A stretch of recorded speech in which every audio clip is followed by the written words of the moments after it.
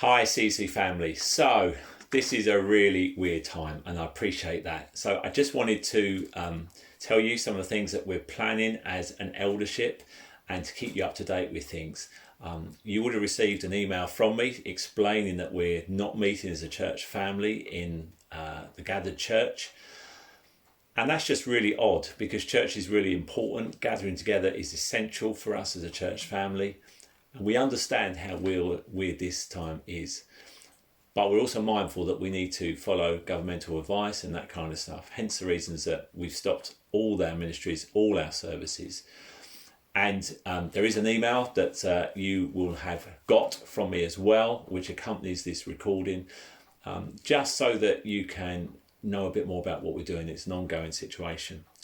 We met tonight as elders. This is Thursday night. I'm recording this. We met as elders to pray and to talk through a number of plans and steps that we want to begin to develop. And that's going to take a little bit of time. So you need to bear with us because this is all new for us. We've never led a church through a time of crisis like this. So we're really thinking through lots of different kinds of things and that sort of stuff. The situation is changing rapidly. We've made some decisions early this week and made those changes by the following day, and we will do that because we want to be able to make the right choices and that kind of stuff. But I do want to tell you about some of the things that we are actually going to be doing. So let me talk first of all about Sunday services. They are so important to us. We love meeting together as a church family. Unfortunately, we can't do that at the moment. So we wanted to create something that we hope will be helpful and not just a kind of sort of preach type of thing, although there's going to be elements of that as well. So I had an idea.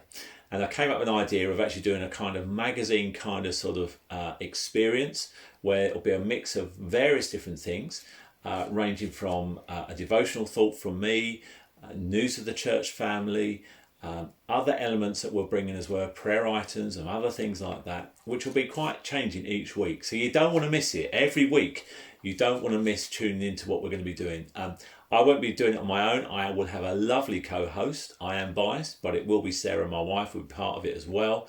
But what we will do is that we will upload it to YouTube, on Facebook, and also the church website, and it will be available from 9 o'clock every Sunday each week, Sunday mornings.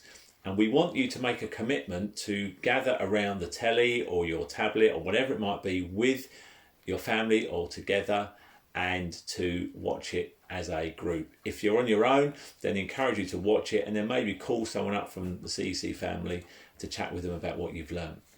We appreciate that some people can't do this. So again, those of you who know people who haven't got online stuff, we will produce DVDs and CDs as well, and we'll make that available so that people who haven't got that stuff can actually watch it as well, instead of doing it online. You'll have to bear with us because we're working through some tech and that kind of stuff, but we think this could be a really valuable experience each week. The other thing is to keep us connected. We realise because it feels a bit weird, because we feel a bit isolated and not together as a church family, and yet we can be still connected one with each other. And we're going to share lots of ideas as the weeks go on ahead. But there's a couple of things that I want to share with you. One of the things that we'd love to set up is something called care callers. And the idea is that we'd like people in our church family who'd be willing to pick up the phone each week on a regular basis and call people in our church family, particularly those who are on their own, particularly those who can't get out and who've chosen to self-isolate for all the right reasons. So we'd love to have a group of people who we will set up who will call people. Really important that we set this up sooner than later. So if that's something that interests you, details are in the email about how you can get in touch and to sort that out. This is really something that we should all own, and it doesn't necessarily need to be official care callers.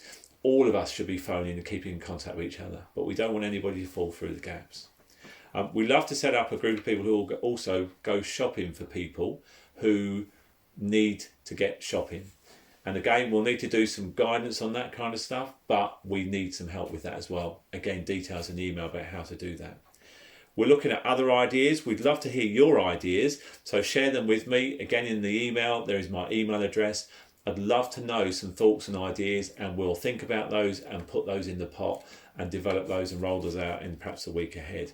we're already considering, for example, a private Facebook group where we can share ideas and share prayer requests and encouragements and that kind of stuff. And we'll let you know on that sooner than later.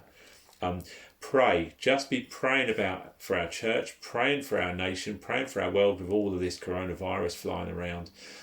We are looking to have a prayer time where we can't meet together as a group together, but we want to encourage you to set some time at the same time every week to be praying in your homes for the church and prayer items that we will send out to you weekly.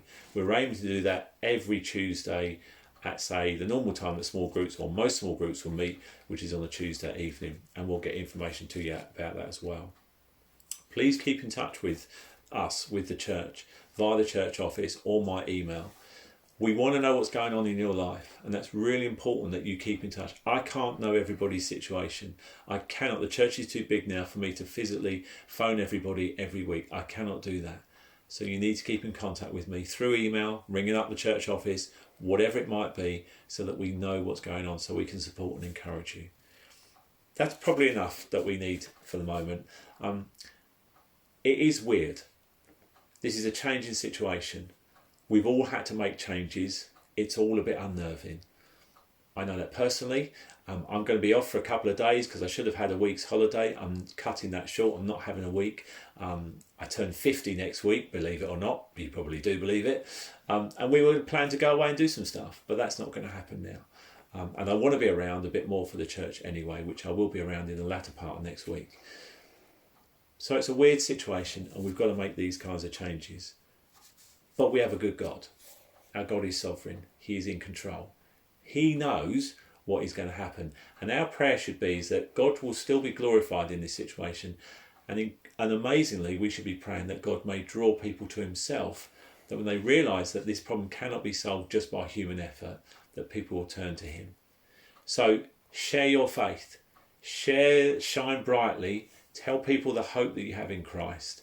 And we will support you. We will encourage you whatever way we can, so that we can together go forward as a church family.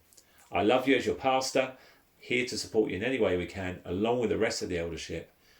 So stay positive, keep praying, and keep washing your hands. God bless.